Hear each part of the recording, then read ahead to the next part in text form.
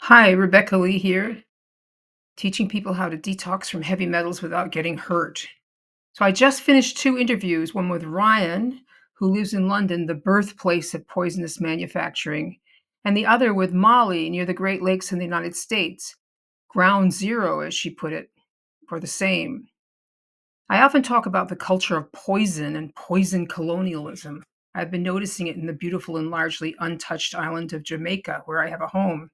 The children there are starting to show up with autism, but it looks like a changes are going to come. I sure hope so. Here's a poem by William Blake about his faith and the Industrial Revolution. It was a favorite hymn for the girls at my boarding school. The choir mistress didn't like it because she thought we shouldn't be talking about England when we live in the United States. But this poisonous imperialism started there and has been metastasizing and spreading far and wide ever since. So here's the poem. And did those feet in ancient times walk upon England's mountains green?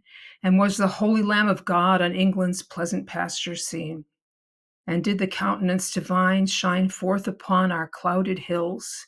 And was Jerusalem builded here among these dark satanic mills? Bring me my bow of burning gold, bring me my arrows of desire, bring me my spear, O clouds unfold, bring me my chariot of fire. I will not cease from mental fight, nor shall my sword sleep in my hand till we have built Jerusalem in England's green and pleasant land. So please like and share my material.